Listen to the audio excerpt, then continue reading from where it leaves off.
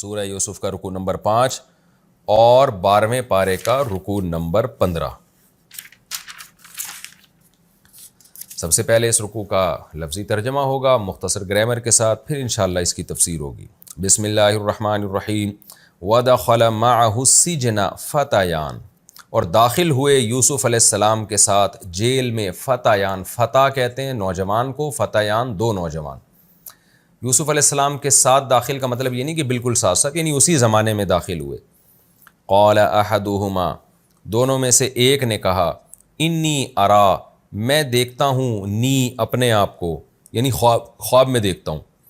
یہ جو خواب کا ذکر ہے یہاں قرآن میں تو نہیں ہے، یعنی اس آیت میں تو نہیں ہے، لیکن اگلی آیتوں سے اور سیاق و سباق سے پتہ چلتا ہے کہ خواب کی بات ہو رہی ہے۔ انی ارانی، میں اپنے آپ کو دیکھتا ہوں، یعنی خواب میں کیا دیکھتا ہوں؟ اعصرو، عصر یعصرو کا معنی ہوتا ہے نچوڑنا۔ آپ نے جوس کے ڈبوں پہ لکھا ہوا دیکھا ہوگا عصیر، عصیر العنب عربی میں لکھا ہوتا ہے، عنب کا نچوڑ یعنی جوس کا جوس۔ تو انی اعصرو کہ میں نچوڑ رہا ہوں، اعصرو خمرہ شراب، شراب نچوڑ رہا ہوں میں۔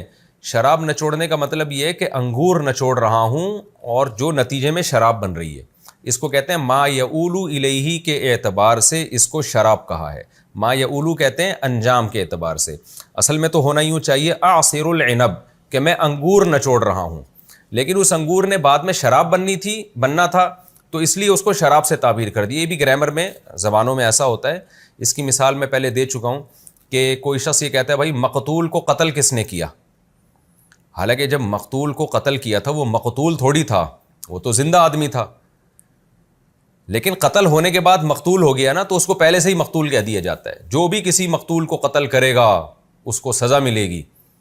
تو حالانکہ وہ مقتول نہیں ہے ابھی، لیکن قتل کرنے کے بعد مقتول بن جائے گا، اس لیے پہلے سے ہی اس کو مقتول کہہ دیا۔ اس کو کہتے ہیں ما یعولو، یعول کا معنی انجام کے اعتبار سے، معال کے اعتبار سے۔ تو یہ ہر زبان میں ہوتا ہے، تو عربی میں بھی ہوتا ہے کہ ایک چیز ابھی ہے نہیں لیکن ہو جائے گی تو اس کو پہلے سے وہ نام دے دیا جاتا ہے۔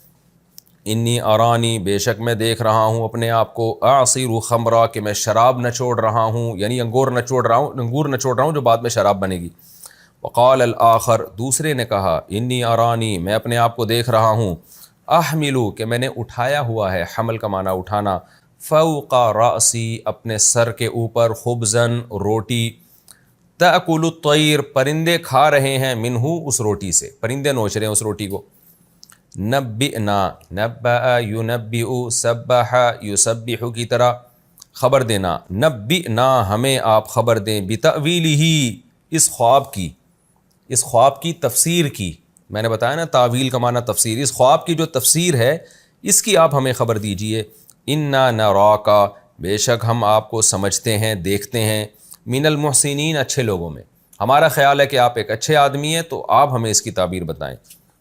قال، یوسف علیہ السلام نے فرمایا، لا یأتیکما، تمہارا کھانا تمہارے پاس نہیں آتا، طعام کھانا، لا یأتیکما طعام کھانا نہیں آتا تم دونوں کے پاس، ترزقانی وہ کھانا جو تمہیں بطور رزق کے دیا جاتا ہے، جو کھانے کے لیے دیا جاتا ہے، ترزقانی تزربانی کی طرح، رزق یرزق رزقا رزق دینا، اور جب فعل مجہول میں ہوگا یرزقو رزق دیا جانا، تو ترزقو تم رزق دیے جاتے ہو، ترزقانی تم دونوں دیے جاتے ہو، ترزقانی ہی سے مراد وہ کھانا ہے، یعنی لا یأتیکما طعام کھانا نہیں آتا تم دونوں کے پاس، کون سا کھانا؟ ترزقانی ہی وہ کھانا جو تم دونوں دیے جاتے ہو، تم دونوں کو دیا جاتا ہے، وہ والا کھانا جو تم دونوں کے پاس آتا ہے تم کھاتے ہو اس کو، وہ والا کھانا تمہارے پاس نہیں آتا، الا مگر یہ کہ نبأتکما میں تم دونوں کے پہلے سے خبر دے دیتا ہوں، نبأتو وہی جو ابھی آیا تھا خبر دینا، بتاویلہ اس کی تفصیل کے بارے میں، تفسیر تشریح سب کے معنی میں یہ تعویل کا لفظ استعمال ہوتا ہے، میں اس کی ڈیٹیل تم کو پہلے ہی بتا دیتا ہوں، آسان ترجمہ یوں ہوگا، میں اس کی پہلے ہی تم کو تفصیل بتا دیتا ہوں کہ کیا آئے گا، آج کیا پکا ہوا ہے، یہ پہلے ہی میں بتا دیتا ہوں، قبل ان یأتیکما قبل اس سے کہ وہ کھانا تم دونوں کے پاس آئے، ذالکما کما کا مطلب تم دونوں سے بات کر رہا ہوں، ذالکما یہ جو بات ہے کہ میں کھانے کے آنے سے پہلے تمہیں بتا دیتا ہوں کہ کیا آئے گا کھانا، مما علمنی ربی اس علم کی وجہ سے ہے جو میرے رب نے مجھے دیا، مما اصل میں تھا من ما، اس علم کی وجہ سے ہے جو میرے رب نے مجھے دیا. انی ترکتو، بے شک میں نے چھوڑے رکھا ہے، ملت قوم، ایسی قوم کی ملت کو. ایسی قوم کی ملت سے مراد یہاں قوم کے جو رسم و روایات ہیں، جو مذہب ہے، اس کو چھوڑ رکھا ہے میں نے. لا یؤمنون باللہ، جو اللہ پر ایمان نہیں لاتے. ایسی قوم جو اللہ پہ ایمان نہیں لاتی، اس قوم کی ملت کو میں نے چھوڑ رکھا ہے. وَهُمْ بِالْآخِرَةِ هُمْ کافرون، اور وہ آخرت کا بھی انکار کرنے والے لوگ ہیں. یعنی وہ لوگ جو اللہ پر اور آخرت پر ایمان نہیں لاتے، ایسی قوم کی ملت کو میں نے چھوڑے رکھا ہے. یہ چھوڑے رکھا ترجمہ کیوں کر رہا ہوں میں؟ ترکتو کا مطلب یہاں چھوڑا نہیں ہے، کیونکہ چھوڑا اس چیز کو جاتا ہے جس کو پکڑا ہوا ہو نا پہلے. تو یوسف علیہ السلام نے تو کبھی ایسی ملت کو فالو کیا ہی نہیں جو شرک کرتی تھی، تو چھوڑیں گے کیسے؟ اس لیے اس کا ترجمہ ترکتو کا مطلب چھوڑے رکھا ہے، یعنی چھوڑا ہوا ہے پہلے سے. تو اس لیے اس کا ترجمہ تمام مفسرین کیا کرتے ہیں؟ چھوڑا ہوا ہے میں نے. انی ترکتو، میں نے چھوڑا ہوا ہے، یعنی شروع سے ہی اوائڈ کر رہے ہیں ہم کہ ہم ایسی ملت کو فالو کریں جو اللہ پر اور آخرت کے دن پر ایمان نہیں لاتے. واتبعت، اور میں نے اتباع کر رکھی ہے، ملت آبائی، اپنے باپ دادا کی ملت کی، ان کے دین کی. وہ باپ دادا کون ہیں؟ ابراہیم و اسحاق و یعقوب، وہ ابراہیم ہیں، اسحاق ہیں اور یعقوب. ما کان لنا، نہیں ہے ہمارے لیے یہ بات، یعنی ہمارے لیے بالکل مناسب نہیں ہے، ان نشرک باللہ، کہ ہم اللہ کے ساتھ شریک کریں، من شیء، ذرا بھی، کسی ذرہ برابر بھی ہم شرک کریں اللہ کے ساتھ، یہ ہمارے لیے ممکن نہیں ہے. ذالک من فضل اللہ علینا، یہ اللہ کا فضل ہے ہمارے اوپر کہ ہم ذرہ برابر بھی شرک نہیں کرتے، یہ اللہ کا ہم پر فضل ہے. وعلی الناس، اور لوگوں پر بھی فضل ہے اللہ کا. لوگوں پر فضل کیسے؟ کہ اللہ نے ان کو بھی یہی حکم دیا ہے کہ وہ شرک نہ کریں. ولیکن اکثر الناس، لیکن اکثر لوگ، لا یشکرون، شکر ادا نہیں کرتے. کیا مطلب؟ وہ شرک کرتے ہیں. یہ توحید اللہ کی ایسی نعمت ہے کہ اس کا تقاضا یہ تھا کہ توحید پر قائم رہتے، اور ناشکری یہ ہے کہ اس نعمت کو آپ چھوڑ دیں. تفسیر میں ڈیٹیل آئے گی اس کی انشاءاللہ. یا صاحبی السجن، صاحب کا معنی ساتھی، صاحبین دو ساتھی. جب جیل کی طرف اس کو مضاف کر دیا، جیل کے دو ساتھی، تو نون گرا دیا. تو یا صاحبی السجنی تھا تو پڑھا جاتا ہے یا صاحبی السجنی، اے جیل کے میرے دو ساتھیوں، اے جیل کے دو ساتھیوں، یہ ترجمہ ہوگا اس کا. اے جیل کے دو ساتھیوں، ارباب، کہ کیا بہت سارے رب، رب کی جمع ارباب، یہاں رب سے مراد ہے معبود. کیا بہت سارے معبود، متفرقون، ڈفرینٹ معبود جو ایک دوسرے سے مختلف ہیں، وہ معبود، خیرن، وہ زیادہ بہتر ہیں. کیا مطلب؟ ان کی عبادت زیادہ بہتر ہے، یعنی ان کو معبود بنانا زیادہ بہتر ہے. ام اللہ، یا اللہ، الواحد، جو اکیلا ہے، القہار، ہر چیز پر غالب ہے. دوبارہ آسان ترجمہ کر دیتا ہوں. اے جیل کے دو ساتھیوں، بتاؤ کیا بہت سارے خدا جو مختلف قسم کے ہوں وہ زیادہ بہتر ہیں، یعنی ان کو خدا بنانا، فرض کر لینا، یہ زیادہ بہتر ہے. ام اللہ، یا اسے ایک اللہ کو معبود بنا لینا، الواحد، جو اکیلا بھی ہے، القہار، اور ہر چیز پر وہ غالب بھی ہے، حکومت بھی اسی کا حکم چلتا ہے سب پر. ما تعبدون، تم نہیں عبادت کرتے، من دونہ، اس اللہ کو چھوڑ کر، الا اسماء، مگر چند ناموں کی، سمیتموہا، جن ناموں کو تم نے گڑھ لیا ہے. سما یسمی تسمیتاً، نام رکھنا. آپ نے دیکھا ہوگا نا اس پہ جو اسٹیمپ پیپر ہوتا ہے اس میں مسمى لکھا ہوا ہوتا ہے، مسمى، میں مسمى فلان، یعنی میں وہ شخص جو اس نام سے موسوم کیا گیا ہے، جس کو یہ والا نام دیا گیا ہے، اس کو لوگ مسمی پڑھ رہے ہوتے ہیں آج کل، میں مسمی پڑھ رہے ہوتے ہیں، تو مسمى ہے. ان ہی الا اسماء نہیں، ہاں، ما تعبدون من دونہ، نہیں تم عبادت کرتے اللہ کو چھوڑ کر، الا اسماء، مگر چند ناموں کی، سمیتموہا، جو نام تم نے گڑھ لیے ہیں. یہاں اس کا صحیح ترجمہ ہوگا چند بے حقیقت نام.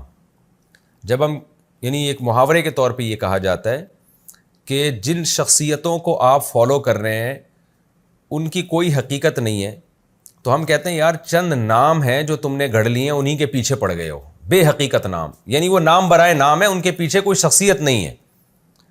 تو یہ جو بتوں کے تم نے نام رکھے ہوئے ہیں اور ان ناموں کو فالو کر رہے ہو، مراد یہ ہے کہ ان ناموں کو جن شخصیات کی طرف منسوب کیا گیا ہے ان کی کوئی حقیقت نہیں ہے، تو اس لیے کہا جاتا ہے تم نے خود سے کچھ نام گڑھ لیے ہیں، خود سے کچھ نام تم نے گڑھ لیے ہیں، اور یعنی شخصیتیں گڑھ لی ہیں، تو نام سے مراد وہ شخصیت ہوتی ہے۔ تو اس لیے اس کا یوں بھی ترجمہ ہم کر سکتے ہیں کہ جن شخصیتوں کو تم پوج رہے ہو، عبادت کر رہے ہو، وہ شخصیتیں نہیں ہیں، وہ چند بے حقیقت نام ہیں جو جن کو تم نے گڑھا ہوا ہے، اس کی حقیقت کچھ نہیں ہے۔ ما تعبدون من دونہ، تم نہیں عبادت کرتے اللہ کو چھوڑ کر، الا اسماء، مگر چند بے حقیقت ناموں کی۔ یہ چند کا ترجمہ میں اسماء کی تنوین سے کر رہا ہوں۔ میں نے بتایا تھا نا جب تنوین ہوتی ہے تو اس کا ترجمہ چند یا کوئی یا کچھ اس طرح کے الفاظ لگ جاتے ہیں، مگر کچھ نام ہیں، سمیتموہا، وہ نام بھی تم نے خود ہی گھڑ لیے ہیں، یعنی ان شخصیتوں کو تم نے خود گھڑ لیا ہے، انتم، تم نے بھی گھڑ لیا ہے، وآباؤکم، اور تمہارے باپ دادا نے بھی گھڑ لیا ہے، ما انزل اللہ، نہیں نازل کیا اللہ نے، بہا، ان ناموں پر، من سلطان، کوئی مضبوط دلیل۔ ان ناموں کا مطلب یہ ان ناموں کی حقیقت پر، ان ناموں کے معبود ہونے پر، اور نام سے مراد ہے وہ شخصیت، وہ جن کا وہ نام رکھا گیا ہے، تو ان شخصیتوں کے یا ان معبودوں کے برحق ہونے پر اللہ نے کوئی آسمان سے دلیل نازل نہیں کی ہے۔ برحق کے مراد یہ کہ ان کے معبود ہونے میں وہ برحق ہیں، اس پر کوئی دلیل اللہ نے نازل نہیں کی ہے۔ ان الحکم الا للہ، فیصلہ نہیں ہے مگر صرف اللہ کے لیے۔ فیصلے کا حق تو اللہ کو ہے نا، وہ جب کسی کو معبود نہیں بنا رہا تو تم نے خود سے کیسے فیصلہ کر لیا کہ وہ معبود ہے؟ فیصلے کا حق تو اللہ کے پاس ہے۔ امارا، اس کا فیصلہ کیا ہے؟ اس کا فیصلہ یہ نہیں ہے کہ یہ معبود ہے، بلکہ امارا، اس نے امر کیا، حکم دیا ہے، اللہ تعبدو، اللہ اصل میں تھا ان لا، حکم اس نے یہ دیا ہے کہ تم نہیں عبادت کرو، الا ایاہ، مگر صرف اس اللہ کی، ذالک الدین القیم، یہی توحید جو ہے یہ دین ہے قیم، سیدھا، بالکل سیدھا دین وہ یہ ہے، ولیکن اکثر الناس لا یعلمون، لیکن لوگوں میں اکثر لوگ نہیں جانتے۔ یا صاحبی السجن، اے جیل کے دو ساتھیو، اما احدکما، بہرحال، اما کا مطلب ہوتا ہے بہرحال، بہرحال یہ تعبیر، یہ توحید کی دعوت تو ٹھیک ہے بیان کر دی میں نے، باقی حکم سمجھو۔ بہرحال احدکما، تم دونوں میں سے جو ایک ہے، فیسقی ربہ، وہ پلائے گا اپنے مالک کو، یعنی بادشاہ کو، خمرہ، شراب پلائے گا، اپنے مالک کو شراب پلائے گا۔ سقا یسقی کا معنی پانی پلانا، کوئی بھی مشروب پلانے کے معنی میں بھی استعمال ہوتا ہے، تو وہ اپنے مالک کو شراب پلائے گا۔ وَأَمَّا الْآخَرُ، اور جو دوسرا ہے، فَيُصْلَبُ، اس کو سولی پہ لٹکا دیا جائے گا۔ صلیب ہے نا جو عیسائیوں کا تیر کا نشان ہوتا ہے، کیونکہ اس پہ پہلے زمانے میں لوگوں کو قتل کی نیت سے لٹکایا جاتا تھا، تو اصل میں صلب یسلب کا معنی ہوتا ہے لٹکانا، سولی پہ لٹکانا، قتل کے لیے لٹکانا، تو فیصلب، اس کو سولی پہ لٹکا دیا جائے گا۔ فتأکل الطیر، پس کھائیں گے پرندے، من رأسہ، اس کے سر سے، یعنی وہ مار دیا جائے گا بادشاہ کی طرف سے، قتل کر دیا جائے گا، اور اس کے پرندے اس کا سر نوچ کے کھا رہے ہیں، یعنی لاش کئی دنوں تک لٹکی رہے گی اس کی۔ قضی الامر، فیصلہ کر دیا گیا ہے، قضیہ کا معنی فیصلہ چکا دیا، الامر کا معنی جو معاملہ ہے، معاملہ چکا دیا گیا ہے۔ الذی، کون سا معاملہ؟ وہ معاملہ، فیہ، جس معاملے میں، تستفتیان، تم استفتاء کر رہے ہو، استفتا یا یستفتیو، جس کو پڑھا جاتا ہے استفتا یستفتی، استخرج یستخرجو کی طرح ہے، اس کا معنی ہوتا ہے فتویٰ طلب کرنا، فتوے کو کہتے ہیں استفتاء، کہتے ہیں فتویٰ طلب کرنا۔ تو تستفتیان، جو فتویٰ تم طلب کر رہے تھے، تو اس کو فتوے سے تعبیر کیا جاتا ہے، یعنی کوئی بھی سوال ہو وہ فتویٰ ہی ہوتا ہے، تو وہ معاملہ جس میں تم دونوں مجھ سے فتویٰ طلب کر رہے تھے یا تم دونوں مجھ سے سوال کا جواب پوچھ رہے تھے، اس معاملے میں جو امر ہے وہ چکا دیا گیا ہے۔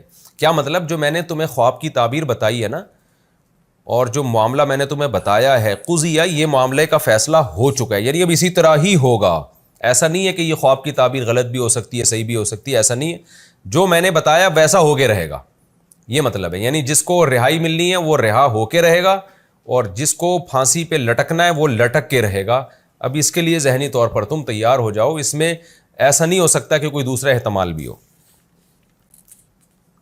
وقال للذی، اور یوسف علیہ السلام نے کہا اس شخص سے، ظن جس کے بارے میں یوسف علیہ السلام کو خیال تھا انہو ناجن کہ وہ نجات پانے والا ہے. ناجی اصل میں تھا ناجیون ضاربن کی طرح نجات سے نکلا ہے.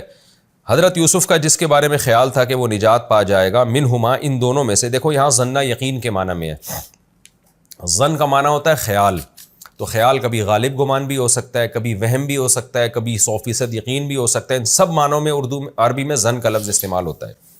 وقال للذی اور یوسف علیہ السلام نے اس شخص سے کہا ظن جس کے بارے میں یوسف علیہ السلام کا خیال تھا انہو ناجن کہ وہ نجات پانے والا ہے منہما ان دونوں میں سے, ان دونوں قیدیوں میں سے جس کو نجات ملے گی. اس سے یوسف علیہ السلام نے کہا اذکرنی یاد کرنا تو مجھے عند ربک اپنے مالک کے سامنے, یعنی بادشاہ کے سامنے ذرا میرا تذکرہ کر دینا. یہی تذکرہ کہ ایک بندہ جیل میں بہت طویل عرصے سے پڑا ہوا ہے, اس کی رہائی کی کوئی صورت اختیار کی جائے. فَأَنْسَاهُ تو شیطان نے بھلا دیا اس کو, شیطان نے بھلا دیا اس قیدی کو ذکر ربی اپنے رب اپنے مالک کے سامنے تذکرے سے. یعنی شیطان نے اس نالائق کو بھلا دیا کہ وہ اپنے مالک کے سامنے تذکرہ کرے یوسف علیہ السلام کا. ذکر ربی ہی یوسفا, یوں مطلب بنے گا کہ اپنے مالک کے سامنے یوسف کے ذکر کو بھلا دیا. فَلَبِثَ فِي السِّجْنِ پس ٹھہرے یوسف علیہ السلام جیل میں بضع سنین, سنین سالوں کو کہتے ہیں, اور بضع کا معنی چند. چند کا جو لفظ ہے نا عربی میں, بضع کا جو لفظ ہے وہ 3 سے لے کے 10 سال تک کا اس پر 10 تک کا پر اطلاق ہوتا ہے. تو 3 سے لے کے 10 سال یعنی چند سال مزید یوسف علیہ السلام جیل میں رہے. وہ چند کتنے تھے اس کا یہاں تذکرہ نہیں ہے. یہ ہمارا لفظی ترجمہ مختصر گرامر کے ساتھ کمپلیٹ ہوا. اب ہم اس کی تفسیر کی طرف چلتے ہیں. وَدَخَلَ مَعَهُ السِّجْنَ فَتَيَانِ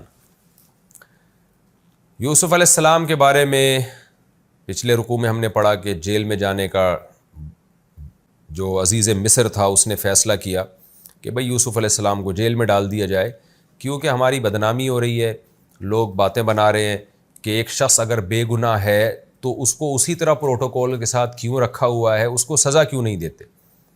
اور زلیخا کا مقصد دباؤ ڈالنا بھی تھا, لیکن یوسف علیہ السلام کسی دباؤ میں نہیں آئے اور بالآخر آپ کو جیل کے حوالے کر دیا گیا. جیل میں آپ کے ساتھ 2 نوجوان اور بھی آئے. آپ کے ساتھ کا مطلب یہ نہیں کہ فوراً ساتھ, مطلب اسی زمانے میں 2 نوجوان اور بھی جیل میں داخل ہوئے. قال احدهما انی ارانی اعصر خمرا, دونوں غیر مسلم تھے. تو ان میں سے ایک کو خواب, دونوں کو خواب آیا. تو خواب ان کو لگا کہ اس کی کوئی تعبیر ہوگی. تو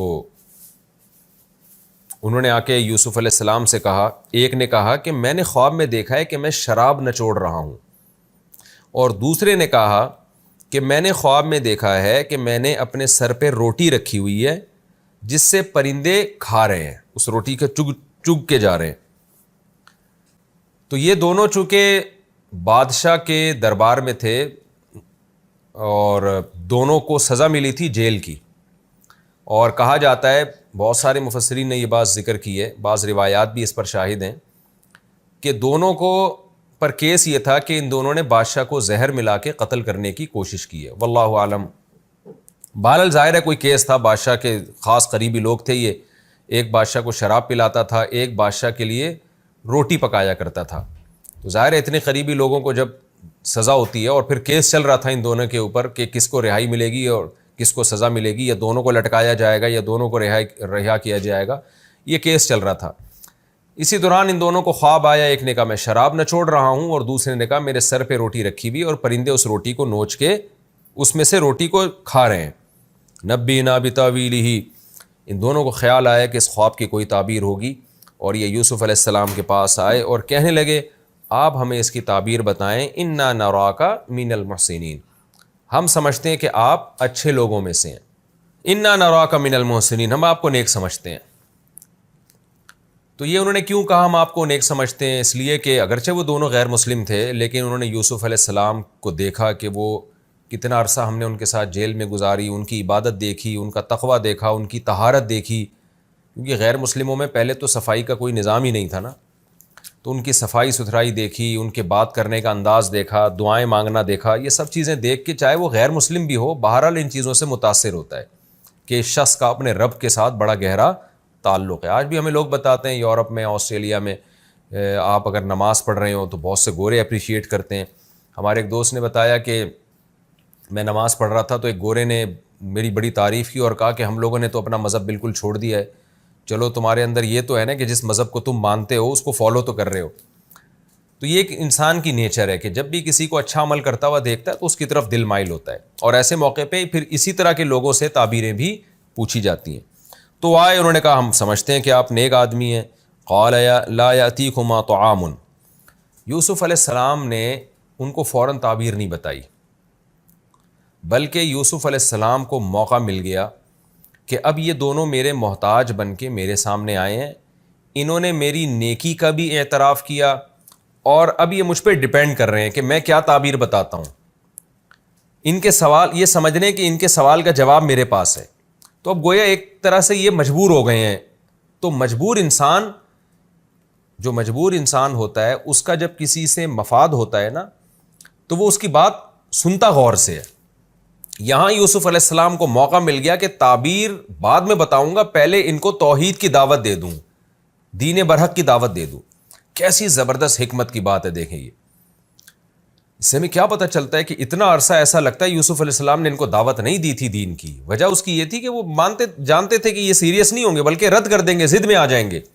موقع تلاش کر رہے تھے یوسف علیہ السلام کہ کب میں ان کو دین کی دعوت دوں. تو یہ بہترین موقع تھا. اچھا پہلے اگر تعبیر بتا دیتے پھر دین کی دعوت دیتے وہ بھی اثر نہیں کرتی, اس لیے کہ ان کی ضرورت تو پوری ہو گئی نا, وہ تھوڑی غور سے بات سنیں گے. تو کہتے ہیں نا ہولڈ کر کے رکھا ہے ان کو. جب آپ کسی کی ضرورت پوری کر رہے ہوتے ہیں نا تو جب تک آپ اس کو لٹکانا چاہیں, روکنا چاہیں, ہولڈ کرنا چاہیں وہ رہے گا. اس دوران آپ جو بھی اس کو بتاتے رہیں گے وہ غور سے سنے گا. یوسف علیہ السلام نے دیکھا بہترین موقع ہے دعوت کا, تو یوسف علیہ السلام نے یہاں ان کے خواب کی تعبیر کو ڈیلے کیا اور اس دوران دین برحق کی دعوت دینا شروع کر دی. اچھا دین برحق کی دعوت دینے کے لیے سب سے پہلے اپنا انٹروڈکشن کروایا. بعض دفعہ انسان اپنا تعارف اس لیے کرواتا ہے کہ تاکہ سننے والا بات کو غور سے سنے. دیکھیں میڈیکل سائنس کی بات اگر آپ کر رہے ہیں صحت کے حوالے سے تو لوگ کیا کہتے ہیں, کوئی بھی ڈاکٹر اگر بات کر رہے ہیں میڈیکل سائنس کی تو سب سے پہلے اپنا انٹروڈکشن کرواتا ہے کہ میں معمولی ڈاکٹر نہیں ہوں, میں نے یہاں سے ڈگری حاصل کی ہے, تاکہ لوگ اس کی بات غور سے سنیں. ایسا ہی کوئی بھی اٹھ کے میڈیکل سائنس کی باتیں کرنا شروع کر دے, لوگ تھوڑی اس پہ کان دھرتے ہیں.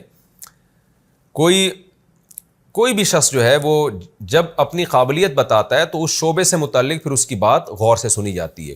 تو یہاں بھی یوسف علیہ السلام نے سب سے پہلے اپنے نبوت کی دلیل دی کہ میں جو تم سے بات کرنے جا رہا ہوں یہ بات صرف میرا ایک تجزیہ نہیں ہے کہ تم اس کو جیسے لوگوں کے مختلف کانسیپٹ ہوتے ہیں, نظریات ہوتے ہیں اور لوگوں کے پاس اس کی دلیل ہوتی ہے, ہر ایک کی اپنی اپنی دلیل ہوتی ہے, کوئی دوسرے کی دلیل سنتا ہے پھر اس پہ رد کرتا ہے, اپنی دلیل پیش کرتا ہے, جو ایک عام ڈیبیٹ کا طریقہ ہے. میں ذرا اس سے ہٹ کے تمہیں بتاؤں کہ میں اللہ کا سلیکٹڈ پیغمبر ہوں اور ظاہر ہے میں جو کچھ کہوں گا وہ اللہ کی طرف سے ہوگا, میری اپنی بات کچھ نہیں ہوگی. تو اپنے آپ کو یہ ثابت کرنے کے لیے کہ میں اللہ کا پیغمبر ہوں اور میں تم سے وہ بات کروں گا ہی نہیں جو واقعے کے خلاف ہوگی, کیونکہ ظاہر ہے اللہ تو غلط نہیں کہہ سکتا. تو یہ ثابت کرنے کے لیے یوسف علیہ السلام نے سب سے پہلے اپنے معجزے پیش کرنا شروع کر دیے.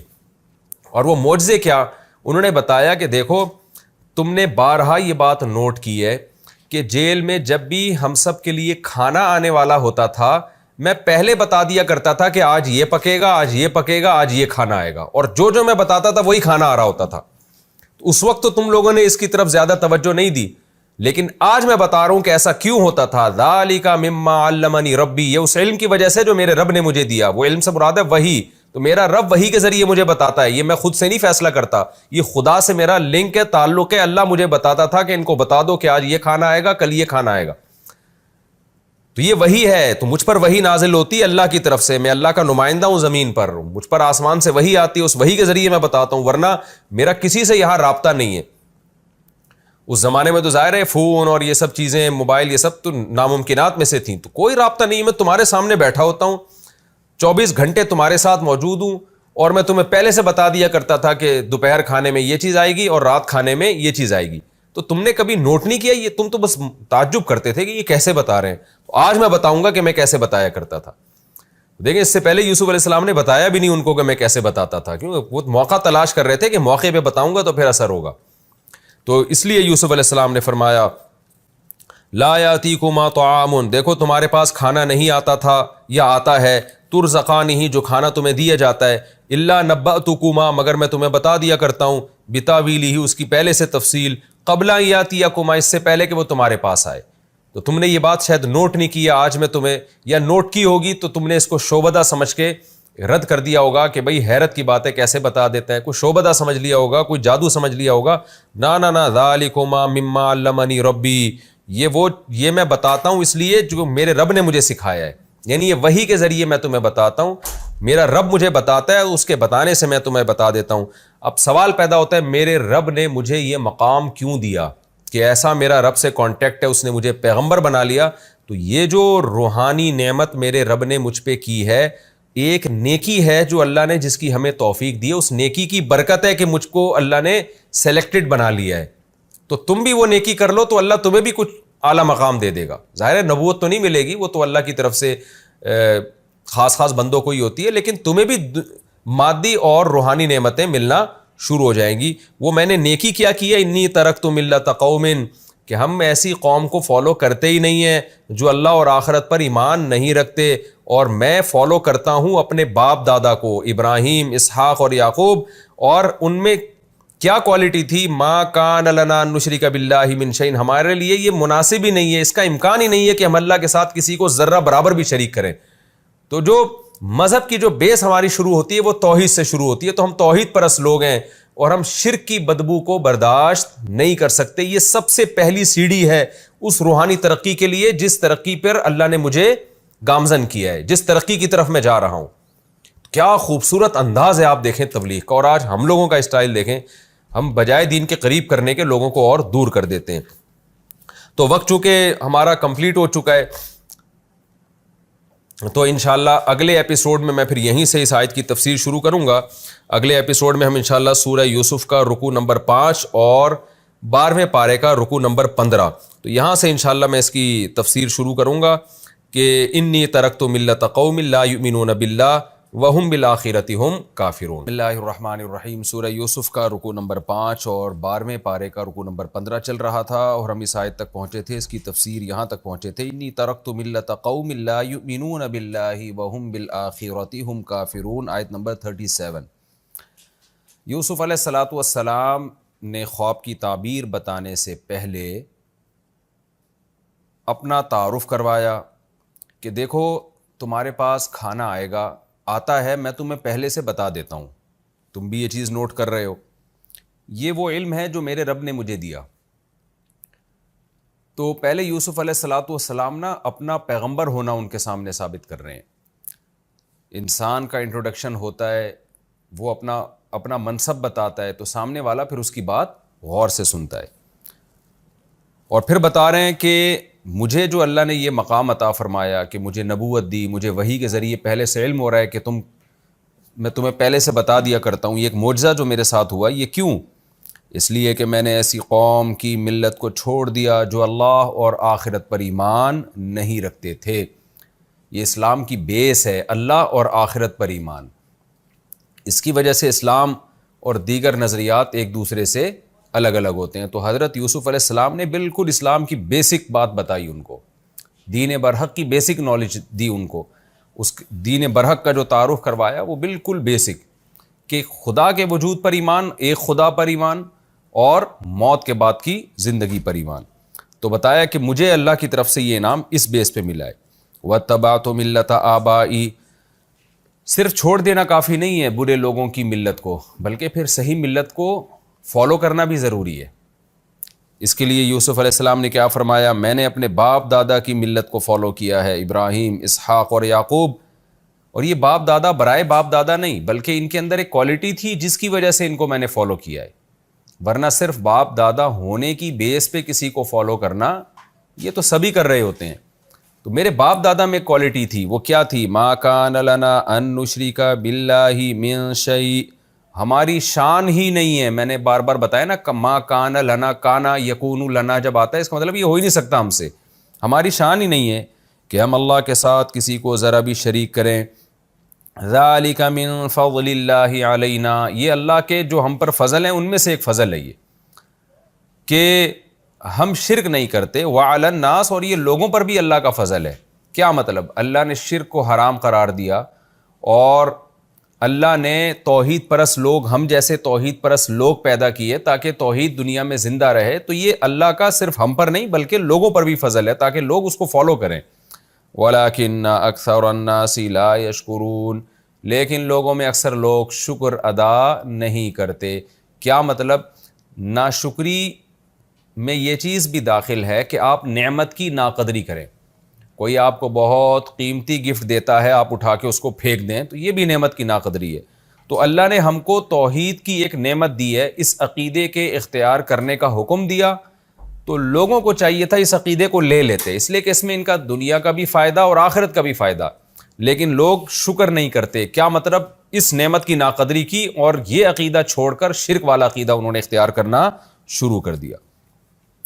کیسا بہترین یوسف علیہ السلام نے اپنا تعارف بھی کروا دیا اور کتنی بہترین انداز میں ان کو توحید جو دین برحق کی بیس ہے اس کی تبلیغ بھی کر دی اور موٹیویٹ بھی کر دیا اس پہ۔ تو شروع میں موٹیویشن ہے، اس کے بعد پھر اس کے دلائل دے رہے ہیں۔ موٹیویشن ایسے ہے کہ اس عقیدے کو اختیار کرنے پر یہ انعامات مجھے ملے ہیں، قطع نظر اس سے کہ یہ عقیدہ صحیح ہے یا غلط ہے، یہ تو میں بعد میں بتاؤں گا، لیکن اس عقیدے کو اختیار کر کے فائدے کیا ہوئے ہیں؟ فائدے یہ ہوئے ہیں کہ مجھے وحی آنا شروع ہے اور میں وحی کے ذریعے تمہیں بتا دیتا ہوں کہ تمہارے پاس کون سا کھانا آئے گا۔ یہ سب چیزیں میں پہلے سے تمہیں بتا رہا ہوں، یہ جو اللہ تعالیٰ کی طرف سے انعامات ہو رہے ہیں عقیدہ توحید کی وجہ سے ہو رہے ہیں، اور یہ صرف ہم پہ نہیں ہے، لوگوں پر بھی اللہ کا یہ بہت بڑا احسان ہے۔ تو اس سے ان کو عقیدہ توحید کی طرف لانے کی ترغیب دینا مقصد ہے۔ اب آگے عقلی دلائل دے رہے ہیں کہ کامن سینس کی بات ہے، یا صاحب السجنی، اے میرے جیل کے دوستو، ارباب متفرقون، تم خود بتاؤ بہت سارے خدا جو ایک دوسرے سے متفرق بھی ہوں، خیرون، وہ زیادہ بہتر ہے، یعنی ان کو معبود بنانا زیادہ بہتر ہے، ام اللہ، یا ایک اللہ، الواحد جو اکیلا ہے، القہار اور ہر چیز پر غالب ہے۔ یہ بھی بڑی زبردست انداز سے آپ نے عقلی دلیل دی ہے، اس کو کہتے ہیں عقل سے دلیل دینا، یعنی ایسی بات کرنا جو بالکل عقل کو اپیل کر رہی ہو۔ کیا مطلب؟ بہت سارے خدا چاہے وہ ایک جیسے ہی ہوں وہ بھی بہتر نہیں ہوتے، مالک ہمیشہ ایک ہوتا ہے۔ آپ کے بہت سارے باس ہو جائیں، ایک عورت کے جو ہے نا شوہر چونکہ عورت کے لیے بمنزل حاکم کے ہوتا ہے، بہت سارے شوہر ہو جائیں، یا گھر کا سربراہ بہت سارے ہو جائیں، ملک کے صدر بہت سارے ہو جائیں، ملک کے وزیر اعظم بہت سارے ہو جائیں، تو وہ بے شک آپس میں متحد اور متفق ہوں تو بھی ملک نہیں چل سکتا، اور ایک عام آدمی کنفیوز ہوگا کہ کس کی مانوں کس کی نہ مانوں میں۔ تو یوسف علیہ السلام کہہ رہے ہیں تم لوگوں نے جو ڈھیر سارے خدا بنائے ہوئے ہیں، وہ اس کا بھگوان وہ ہے، وہ والا دیوتا وہ ہے، فلانا کام کرنے کا وہ ہے، تو ایک تو بہت سارے ہونا ہی ٹینشن کے لیے کافی ہے، نمبر دو وہ بہت سارے ہیں بھی متفرق، وہ سیم نہیں ہے، ایک جیسے نہیں ہے، ہر شخص کا ایک الگ الگ جو ہے نا مشرکین نے وہ ذمہ داری سونپی ہوئی ہوتی ہے، یہ کرے گا، یہ کرے گا۔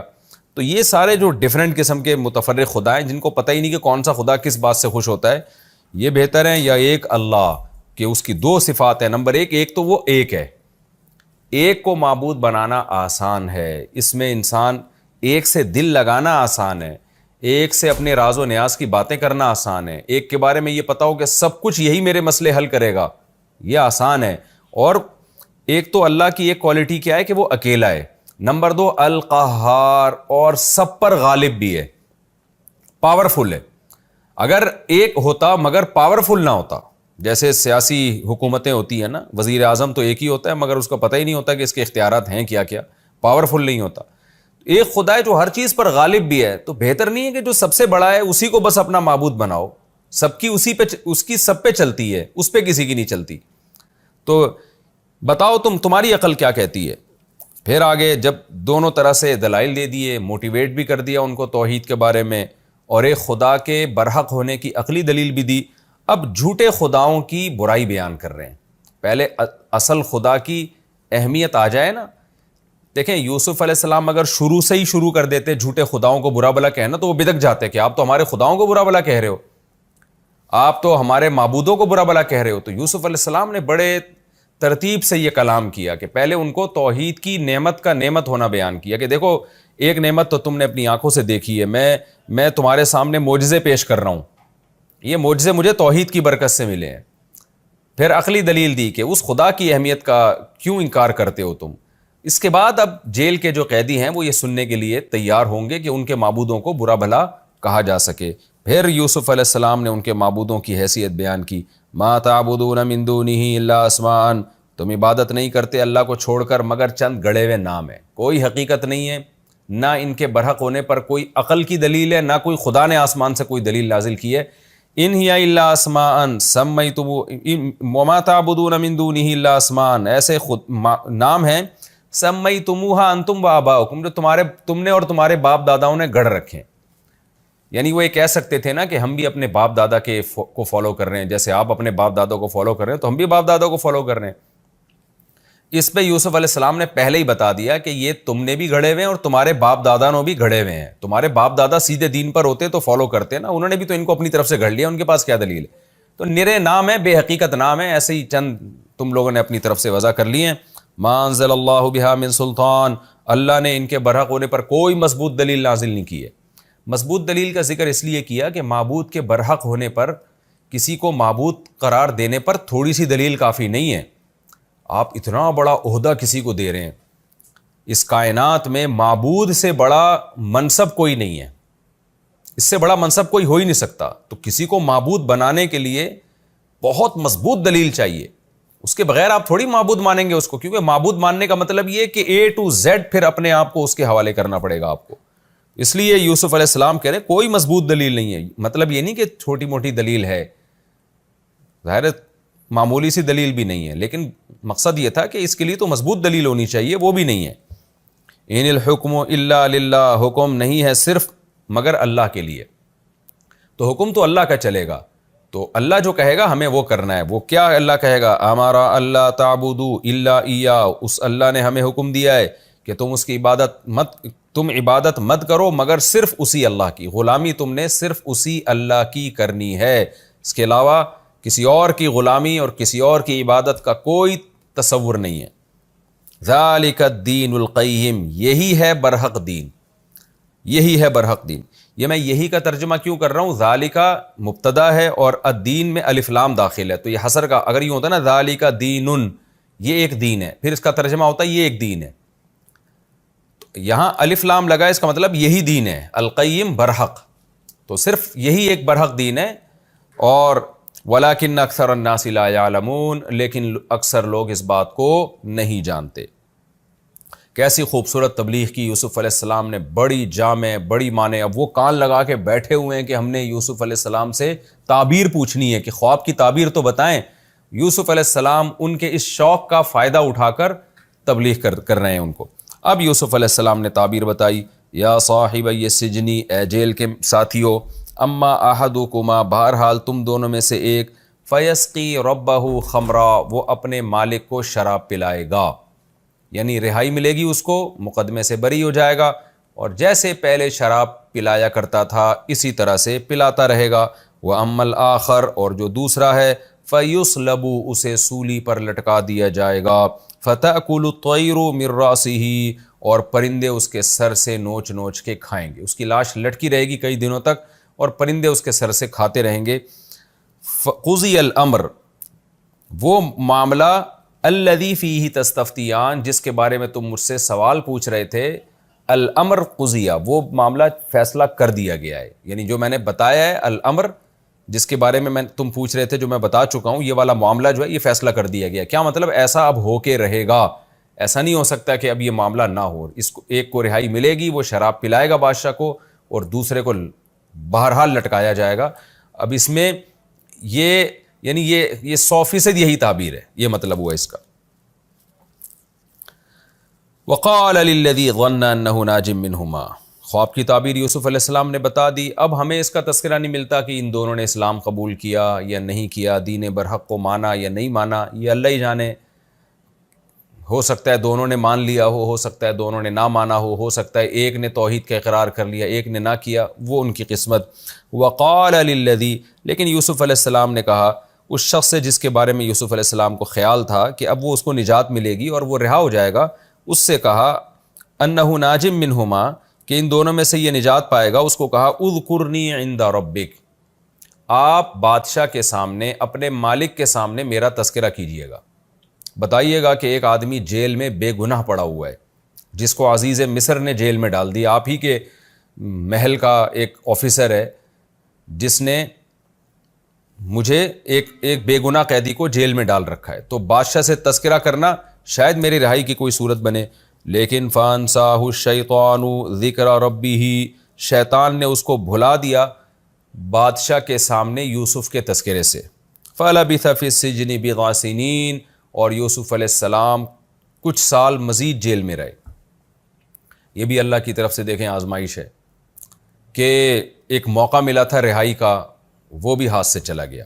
یہ ہمارا رکوع کمپلیٹ ہوا، اس میں جو علمی نکات ہیں وہ میں بیان کرتا ہوں مختصراً، پھر ہم آگے چلتے ہیں۔ دیکھیں یوسف علیہ السلام جیل میں جا رہے ہیں اور قرآن کہتا ہے وَدَخَلَ مَعَهُ السِّجْنَ فَتَيَانِ، اسی زمانے میں دو آدمی اور دو نوجوان بھی جیل میں آئے۔ کس کو کیا پتا تھا کہ اللہ ان دو نوجوانوں کے ذریعے، ان میں سے ایک کے ذریعے یوسف علیہ السلام کو رہائی دلوائے گا، اور یہ سب اللہ کی طرف سے پہلے سے طے شدہ ہے۔ تو قرآن سے ہمیں بار بار یہ بات سمجھ میں آتی ہے کہ دنیا میں جو کچھ ہو رہا ہے نا، جو ہو رہا ہے وہ تو ہو رہا ہے، لیکن اس کے پیچھے اللہ کی مصلحتیں کیا کیا ہیں وہ ہمیں نہیں پتا۔ تو ہمیں وہ کرنا ہے جو ہماری ذمہ داری ہے، اور اللہ سے ہمیں اچھی امیدیں لگانی ہے۔ تو یہ ایک بہت اہم میسج ہے جو ہمیں اس سے پتہ چلتا ہے۔ خواب آیا، ایک نے کہا کہ میں نے دیکھا کہ میں شراب نچوڑ رہا ہوں۔ خوابوں کی حقیقت کیا ہے؟ بار بار میں یہ حدیث بیان کر چکا ہوں، رسول اللہ صلی اللہ علیہ وسلم نے فرمایا لم یبق من النبوۃ الا المبشرات، نبوت ختم ہو گئی، خوشخبریاں باقی ہیں۔ وہ خوشخبریاں کیا ہے؟ الرؤیا الصالحہ، اچھے خواب۔ تو اس سے اس پوری رکوع سے ہمیں پتہ چلتا ہے کہ جیسے شروع میں پیغمبر کو خواب آیا نا کہ 11 ستارے سجدہ کر رہے ہیں، تو وہ تو 100% برحق تھا، اسی طرح بعض دفعہ ایک عام آدمی کو بھی خواب آتا ہے اور وہ سچا نکلتا ہے، بلکہ کافر کا خواب بھی بعض دفعہ سچا ہوتا ہے۔ جیسے کہ یہ دونوں غیر مسلم تھے، تبھی تو یوسف علیہ السلام نے ان کو توحید کی دعوت دی، لیکن ان دونوں کا خواب 100% سچا تھا۔ تو غیر مسلم کو بھی سچا خواب آ سکتا ہے، اس کی بہت ساری تاریخ میں مثالیں ہیں، آج بھی ایسا ہوتا ہے۔ بہت سے غیر مسلم مسلمان ہوئے، انہوں نے بتایا، ان کی آپ بیتیاں لکھی ہوئی ہیں کہ ہمیں پیغمبر صلی اللہ علیہ وسلم خواب میں آئے، انہوں نے ہمیں حکم دیا کہ تم اسلام قبول کر لو۔ اس طرح کے بہت سارے واقعات ہیں۔ تو ایک نے کہا اچھا یہ ایک ہمیں بات معلوم ہوئی کہ غیر مسلم کا خواب بھی سچا ہو سکتا ہے۔ یہ دوسرے پوائنٹ کی بات تھی۔ تیسری بات پوائنٹ کی ہے کہ یوسف علیہ السلام نے انہیں یہ کہا تعبیر بتانے سے پہلے کہ تم بتاؤ کہ تمہارے پاس جو کھانا آتا ہے میں تمہیں پہلے سے بتا نہیں دیتا۔ یوسف علیہ السلام نے ان کو پہلے سے بتا دیا کرتے تھے آج یہ آئے گا، آج یہ آئے گا۔ تو یوسف علیہ السلام ایک طرح کی اپنی تعریف کر رہے ہیں۔ اس سے پتہ چلتا ہے کہ بعض دفعہ اپنے اندر کوئی کوالٹی آپ کے اندر ہو، اس کا پیش کر دینا یہ ہمیشہ ریاکاری یا شو بازی نہیں کہلاتا، بعض دفعہ اس کی ضرورت ہوتی ہے۔ ہمارے ہاں کیا ہوتا ہے، کوئی آدمی اگر غلطی سے اپنے منہ سے اپنی ذرا سی بھی تعریف کر لینا، لوگ ایک واویلا کھڑا کر دیتے ہیں۔ بعض دفعہ آپ دلوں کے حالات لوگوں کے نہیں جھانک کے دیکھ سکتے۔ بعض دفعہ انسان اپنا انٹروڈکشن اس لیے کرواتا ہے کہ سامنے والا اس کی بات غور سے سنے۔ یوسف علیہ السلام میں آپ دیکھیں کتنی تواضع تھی، زنا سے بچنے کے لیے کہہ رہے ہیں اے اللہ اگر تو نے مجھے نہیں بچایا تو میں نہیں بچ سکتا، اور آگے بھی آئے گا تواضع کے واقعات یوسف علیہ السلام کے کہ بھئی اللہ نے بچایا تھا تو میں برائی سے بچ گیا۔ تو یہاں بھی یوسف علیہ السلام جب اپنی تعریف کر رہے ہیں اور ساتھ میں پھر یہ بھی کہہ رہے ہیں ذالکما مما علمنی ربی، یہ میرا کمال نہیں ہے، یہ تو میرے رب نے مجھے بتایا ہے، لیکن بہرحال بتایا تو مجھے ہے نا، اور مجھ پر تو احسان کیا، تو اس احسان کو بیان کرنے میں کوئی حرج نہیں ہے اگر اس میں کوئی بڑی مصلحت ہے۔ آج لوگ مجھ سے مسئلہ پوچھ رہے ہوتے ہیں کہ جی ہمارے ابا اپنے فضائل ہمارے سامنے بیان کر رہے ہوتے ہیں کہ بیٹا میں نے تمہیں ایسے پالا، یوں کیا، میری اطاعت کرو، تو ابا اپنی تعریفیں کیوں کر رہے ہیں ہمارے سامنے؟ ایک کیس میرے پاس ایسا بھی آیا، تو میں نے کہا بھائی آپ نالائقی کر رہے ہو تو باپ بتائے گا نا کہ میں نے آپ پر احسانات کیے، تو ان احسانات کا تقاضا یہ ہے کہ اب آپ میری اطاعت کرو۔ تو ایسے موقع پہ احسان بیان کر دینا یا ایسے موقع پہ اپنی فضیلت بیان کر دینا اس میں کوئی گناہ نہیں ہے. اپنے فضائل بیان کرنا اس وقت گناہ ہے جب اس میں کوئی بڑی حکمت نہ ہو اور آپ کا مقصد شو مارنا ہو, تو یہ اس صورت میں بہرحال یہ ناجائز ہے. اور اس میں چوتھے نقطے کی بات یہ تبلیغ میں مصلحت, کہ ایسا ہی نہیں کہ جب آپ چاہیں جس کو چاہیں دعوت دینا شروع کر دیں. یوسف علیہ السلام ان کے پاس جیل میں کتنا عرصہ رہے, دعوت نہیں دی انہوں نے, لیکن یہاں کیسے بہترین دعوت دی ہے, موقع مل گیا. کیوں؟ اب دعوت پھینکنے والی بات نہیں ہے, بلکہ اب آپ کو پتہ ہے کہ یہ لوگ میری بات کو غور سے سنیں گے. میرا اکثر معمول ہے کہ لوگ مجھے کہیں شادی بیاہ میں بلائیں تو ایک تو میں جاتا کم ہوں, لیکن کہیں جانا بھی ہو تو میں وہاں بیان کرنا میں نے چھوڑ دیا ہے. بہت لوگ اصرار کرتے ہیں کہ جی آج ولیمے کی دعوت ہے اس میں آپ بیان کریں, شادی کی دعوت ہے اس میں آپ بیان کریں.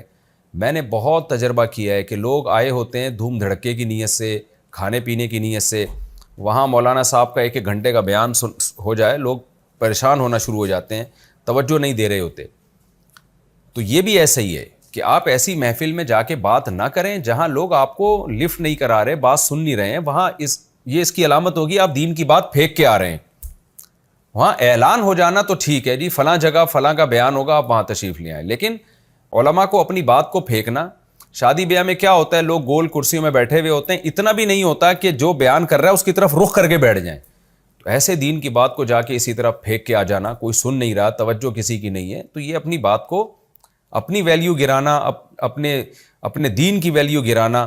اپنی ویلیو تو مقصود نہیں ہوتی, لیکن اس سے مقصد تو دین کی ویلیو ہے نا. تو یہ بھی ایک اہم بات ہے کہ ہر وائز کو ہر جگہ بیان نہیں کرنا چاہیے. بیان کا ایک موقع ہوتا ہے, وہ دیکھے کہ لوگ ابھی متوجہ ہیں یا نہیں ہیں. متوجہ نہیں ہیں تو پہلے ان کو متوجہ کرے اچھی طریقے سے. اسی طرح ایک شادی میں نے دیکھا کہ ایک بڑے خوش لوگ بیٹھے ہوئے ہیں کھانے کے انتظار میں, جو شادی بیاہوں میں ہوتا ہے. تو وہاں ایک مولانا صاحب کو بلایا گیا دعا کرانے کے لیے. انہوں نے اتنی لمبی رو کے دعا کرائی, آدھا گھنٹہ, او چیخو پکار, وہ روئے جا رہے ہیں. تو مجھے یہ بھی بہت عجیب سا لگا کہ یہ محفل نہیں ہے رونے دھونے کی, یہ خوشی کا موقع ہے. تو آج ہم دیکھتے نہیں ہیں کہ کون سی بات کہاں کرنے کی ہے, یہ تو رونے, اور لوگ رو بھی نہیں رہے تھے. لوگ تیار ہو کے, خواتین جو اپنے جب ہوں گی وہ پردے کے پیچھے, تو وہ تو اتنا میک اپ لگا کے آئی ہوئی ہوتی ہیں, وہ تو ایک آنسو ان کا نکلے تو سارا میک اپ خراب ہونے کا خطرہ ہوتا ہے. تو مجھے بہت عجیب لگ رہا تھا کہ یہ مولانا صاحب کو کیا ہو گیا, یہ کوئی موقع ہے رونے دھونے کا. تو ہر اچھی بات ہر جگہ کہنے کی نہیں ہے, ہر اچھا عمل ہر جگہ کرنے کا نہیں ہوتا. مصلحت, حکمت, یہ ساری چیزیں دیکھنی پڑتی ہیں. تو یہ ہمیں یوسف علیہ السلام کے اس واقعے سے پتہ چلتا ہے کہ اتنا عرصہ یوسف علیہ السلام تلاش میں تھے, موقع ملا تو بتاؤں گا. دیکھیں اگر یوسف علیہ السلام شروع میں ہی تبلیغ شروع کر دیتے تو ہو سکتا ہے وہ چڑ جاتے, وہ کہتے ہیں یار اس بندے, وہ تعبیر ہی پوچھنے نہ آتے, کہتے ہیں بھائی اس بندے سے تعبیر نہ پوچھو, تعبیر پوچھو گے نا یہ اپنی پھر دوبارہ سے تبلیغ شروع کر دے گا. تو اس بات کا بھی خطرہ موجود ہوتا ہے. تو اس لیے یوسف علیہ السلام نے موقع دیکھ کے تبلیغ شروع کی, اور پھر کتنا بہترین انداز. اس تبلیغ میں بھی آپ دیکھیں, یہ ہم پانچواں پوائنٹ ہم اس کو کہہ سکتے ہیں. اس میں بھی یہ نہیں کہ یوسف علیہ السلام نے پہلے ان کے معبودوں کو غلط قرار دینا شروع کر دیا. شروع میں یہ بھی کہہ سکتے تھے کہ تمہارے گڑھے ہوئے معبود ہیں, ان کی کوئی حقیقت نہیں ہے, تو اس سے بھی وہ ایک دم غصے میں آ سکتے تھے. تو یوسف علیہ السلام نے پہلے یہ بتایا کہ توحید کے فائدے کیا ہیں. توحید کا فائدہ یہ ہے کہ ہمیں نعمتیں ملی ہیں, مجھ کو نبوت مل گئی, اور میرے باپ دادا پر بھی اللہ کا احسان ہوا. توحید کا یہ فائدہ ہے, تو تم بھی توحید پر عمل کرو, دنیا اور آخرت کی برکتیں ملیں گی. اور دوسرا پھر شرک کے جائز ہونے پر اللہ نے کوئی دلیل نازل نہیں کی, اس پر آخر میں تم ان کے معبودوں پہ آئے ہیں کہ تم جس کی بات کر رہے ہو بتاؤ ان کے بھرک ہونے کی کیا دلیل ہے. تو داعی کو اور مبلغ کو بہت ہوشیار رہنا چاہیے, تبلیغ کا موقع بھی صحیح ہو اور تبلیغ کا طریقہ بھی صحیح. علماء نے اس کو سمرائز کیا اس طرح سے کہ موقع دیکھ کے بات کی جائے, اور بات بھی سلیکٹڈ الفاظ ہوں. بات کیا کرنی ہے اور کس وقت کرنی ہے, ان دونوں چیزوں کا جب تک آپ سوچ بچار کے فیصلہ نہ کریں اس وقت تک آپ کو تبلیغ کرنے کی اجازت نہیں ہے. تو یہ بھی اہم پوائنٹ کی بات تھی. پانچواں یا چھٹا پوائنٹ کیا ہے کہ ذالک الدین القیم, کہ صرف یہی سیدھا دین ہے. آج آپ کو پتہ ہے اتحاد بین المذاہب کے نام پہ اور جوڑ پیدا کرنے کے لیے اور محبتوں کو فروغ دینے کے لیے لوگوں نے سب چیزوں کو, سب مذہبوں کو خلط ملط کرنا شروع کر دیا ہے. کہ بھئی یہ بھی ٹھیک ہے تو یہ بھی ٹھیک ہے، وہ بھی ٹھیک ہے تو وہ بھی ٹھیک ہے. آپ نے دیکھا کچھ لوگ بہت ہی براڈ مائنڈیڈ قسم کے ہو گئے ہیں کہ سب لوگوں کے ساتھ ہی بھائی بنا کے رکھو، سب مذہب ٹھیک ہیں، ہر مذہب کی اچھی اچھی بات لے لو. یوسف علیہ السلام نے کیا کہا؟ ذالک الدین القیم، جس دین کی میں تمہیں دعوت دے رہا ہوں یہی سیدھا دین ہے. کیا مطلب؟ اس کے علاوہ سب غلط ہے. تو اسلام کے نظریے میں لچک نہیں ہے، خوب سمجھ لیں. قرآن نے 2 جگہ یہ بات کہی ہے، وَمَن يَبْتَغِ غَيْرَ الْإِسْلَامِ دِينًا فَلَن يُقْبَلَ مِنْهُ، جو اسلام کے علاوہ کسی اور مذہب کو اختیار کرے گا ہرگز قبول نہیں کیا جائے گا اور وہ آخرت میں خسارے والوں میں سے ہوگا. دوسرا قرآن میں کیا ہے؟ ان الدین عند اللہ الاسلام، دین اللہ کی نظر میں صرف اور صرف اسلام ہے. تو اسلام کا یہ واضح دعویٰ ہے کہ اسلام کے علاوہ کسی اور راستے کو برحق نہیں سمجھتا اور جہنم کا راستہ سمجھتا ہے. تو اس لیے جوڑ پیدا کرنے کے لیے اسلام کی باؤنڈری سے ہی نکلنا شروع کر دیں آپ، یا ایسی چیز کو اسلام میں داخل کر دیں جس کا اسلام سے تعلق نہیں ہے، اس کی آپ کو اجازت نہیں ہے. جیسے کسی کو دائرہ اسلام سے نکالنا، یاد رکھیں، حرام ہے، بہت بڑا جرم، ایسے ہی جو نکلا ہوا ہے نا اس کو دائرہ اسلام میں زبردستی لانا بھی غلط ہے. لانے کا مطلب یہ کہ وہ ہے مسلم نہیں اور آپ نے اس میں مسلم کا فتویٰ لگا دیا کہ مسلم ہے. تو ایسا نہیں ہے. اسلام کا ایک باؤنڈری ہے، جو اس کے اندر ہوگا تو اس کو ہم مسلم کہیں گے، جو اس کے اندر نہیں ہوگا تو جوڑ پیدا کرنے کے لیے ہم اس کو مسلم نہیں کہہ سکتے. لوگ کہتے ہیں نا قادیانیوں کو آپ مسلم کہہ دیں، نہیں کہہ سکتے بھائی، اسلام کے بنیادی عقائد ہیں ان کے خلاف، تو وہ غیر مسلم ہے، کافر کہلائیں گے وہ. تو یہاں بھی ایسا ہی ہے کہ بتا دیا کہ صرف یہی دین ہے، اس کے علاوہ کچھ بھی نہیں ہے. ہاں یہ ضرور ہے، جوڑ پیدا کرنے کے لیے انسانیت کے ناطے سے غیر مسلم کے ساتھ آپ اچھا سلوک کریں، اس کی خدمت کریں، لیکن اس کے مذہب کو صحیح کہنا شروع کر دینا یا اس کی مذہبی رسومات میں شرکت شروع کر دینا، اس کی آپ کو اجازت نہیں ہے. اور یہ جو یوسف علیہ السلام نے فرمایا قضی الامر الذی فیہ تستفتیان، جو تم مسئلہ مجھ سے پوچھ رہے ہو اب جو میں نے تعبیر بتائی ایسی ہی ہوگی. اب تو خوب سمجھ لیں، خوابوں کی تعبیروں کے بارے میں ایک صحیح حدیث ہے جس میں آپ صلی اللہ علیہ وسلم نے فرمایا خواب اس وقت تک لٹکا رہتا ہے جب تک اس کی تعبیر نہ بتا دی جائے. تو جو تعبیر بتا دی جاتی ہے پھر وہی نکلتی ہے، بشرطے کہ سچا خواب ہو. ایسا ہی نہیں کہ الٹے سیدھے خیالات آ رہے ہیں. تو جب کوئی آپ کو خواب آئے نا تو آپ کسی ماہر سے تعبیر پوچھا کریں جو آپ کا خیر خواہ ہو، کیونکہ جو تعبیر بتائی جائے گی نا پھر وہی نکلتی ہے. جو آپ کے بارے میں برا سوچتے ہیں وہ چونکہ نیگیٹیوٹی ان کے سوچ میں ہوتی ہے تو وہ غلط وہ الٹی چیز بتا رہے ہوتے ہیں، آپ کو نقصان والی چیز بتا رہے ہوتے ہیں، اس میں خطرہ ہوتا ہے کہ آپ کو نقصان نہ ہو جائے. البتہ یہ ضرور ہے، علماء نے یہ بیان کیا ہے کہ یہ جو حدیث میں آتا ہے کہ خواب کی جو تعبیر بتائی جائے وہی ہوتی ہے، یہ اس صورت میں ہے کہ جب خواب میں اس تعبیر کا احتمال بھی ہو، کوئی لنک ہو اس کا تعبیر سے. مثال کے طور پر آپ کو خواب آیا، ایک مثال دے رہا ہوں میں، آپ نے خواب میں دیکھا کہ میں بہت زیادہ دودھ پی رہا ہوں. اب اس کی بہت ساری تعبیریں ہو سکتی ہیں. دودھ جو ہے خیر کثیر ہے، ایک یعنی کامل غذا ہے، بچہ صرف دودھ ہی پہ پل رہا ہوتا ہے 2 سال تک یا 1 سال تک، تو یعنی ایک خیر کثیر سے تعبیر کیا گیا ہے. اب کوئی اس کی مختلف تعبیریں بتا رہا ہے آپ کو، جو یعنی ساری تعبیروں کا احتمال ہے، لیکن کوئی آ کے ایسی تعبیر بتاتا ہے کہ بالکل ہی کوئی الٹی تعبیر نا، جس کا دودھ سے کوئی دور دور کا تعلق ہی نہیں ہے.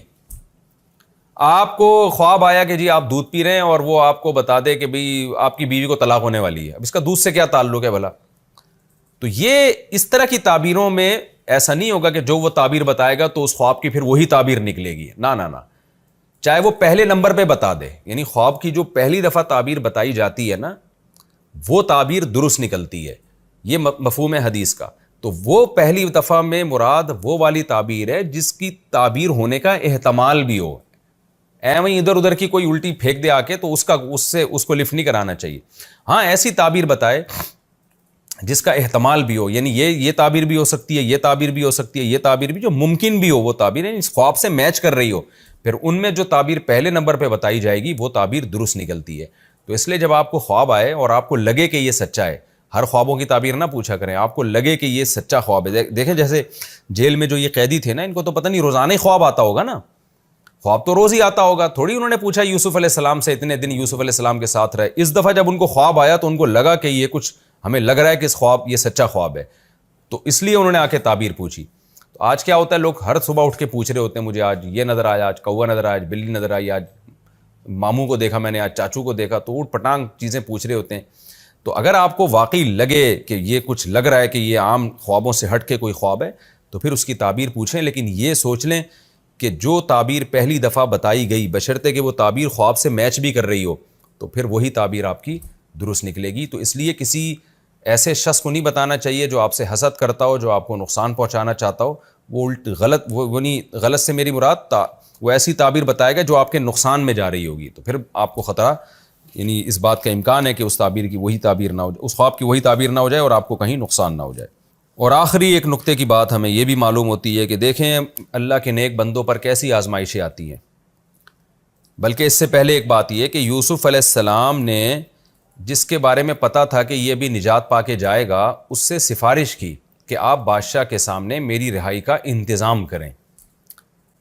آج ہمارے ہاں دین کا یہ تصور پیش کیا گیا ہے کہ مصیبتوں میں مبتلا رہنا، اس سے نکلنے کی کوشش نہ کرنا کوئی بہت بڑا ثواب ہے۔ بعض لوگوں کو ہو سکتا ہے نا یوسف علیہ السلام اللہ کی تقدیر پہ راضی رہتے، بس جیل میں ہیں تو بیٹھے رہتے، اللہ اللہ کرتے رہتے، وہاں بیٹھ کے نماز پڑھتے رہتے، تلاوت کرتے رہتے اور اللہ اللہ کرتے رہتے، اپنی رہائی کا انتظام کیوں کر رہے ہیں؟ کیوں سفارش کر رہے ہیں غیر مسلم سے کہ جا کے بادشاہ سے کہو کہ بھائی مجھے جیل سے نکالے؟ تو ظاہر ہے اس لیے کر رہے ہیں کہ ہمارے ذمے ہے کہ ہم اسباب اختیار کریں مصائب سے بچنے کے۔ تو یوسف علیہ السلام کو اندازہ ہوا کہ بھائی یہ شخص ابھی جائے گا، رہا ہوگا، اس پر میں نے احسان بھی کیا ہے، تو مجھے امید ہے میری سفارش کرے گا بادشاہ کے سامنے، مضبوط طریقے سے جا کے سفارش کرے گا۔ تو یوسف علیہ السلام نے اپنی رہائی کا یہ موقع ہاتھ سے جانے نہیں دیا۔ تو اس سے پتہ چلتا ہے کہ پریشانیوں سے بچنے کے اسباب اختیار کرنا یہ توکل کے خلاف نہیں ہے۔ ہاتھ پہ ہاتھ رکھ کے بیٹھے رہنا یہ انسان کے نااہل ہونے کی علامت ہے۔ تو وہ پریشانی جو اللہ کی طرف سے ہو اس میں آپ کو ثواب ملتا ہے، جو آپ کی حماقتوں سے ہو اس میں ثواب نہیں ملتا۔ اور آخری بات یہ کہ یوسف علیہ السلام نے تو اپنی رہائی کا پورا انتظام کیا، امید بھی ہو گئی تھی کہ اب میں نے خواب کی تعبیر بتائی ہے، یہ تعبیر پوری ہوگی، یہ مجھے یاد رکھے گا، کتنی امید ہو گئی ہوگی، لیکن کیا ہوا ہے؟ شیطان نے بھلا دیا اس کو، اور وہ امید بھی ختم ہو گئی یوسف علیہ السلام کو۔ سوچیے ایسے موقع پہ کوئی عام آدمی ہوتا، چاہے وہ دین پہ چلنے والا ہوتا، وہ کیا کہتا کہ بھائی اللہ تو معاذ اللہ پتہ نہیں مجھے جیل میں ڈال کے بھول ہی گیا ہے، ایک امید کی کرن ہوئی تھی چند سال کے بعد کہ میری رہائی ہوگی، اور وہ بھی اس کا بھی چانس ختم ہو گیا، اب تو نا امیدی ہی نا امیدی ہے۔ لیکن یوسف علیہ السلام نے مزید صبر کیا اور ایک حرف بھی زبان سے ناشکری کا نہیں نکالا۔ تو اس میں ہم سب کو سبق حاصل کرنا چاہیے کہ ناکامیوں پر ناکامیاں بھی اگر ہوتی چلی جا رہی ہیں تو بھی آپ اللہ کی رحمت سے مایوس نہ ہو، آپ سمجھیں کہ اللہ آپ کو اور زیادہ نوازنا چاہتا ہے۔ یہ ہمارا رکوع کمپلیٹ ہوا ہے۔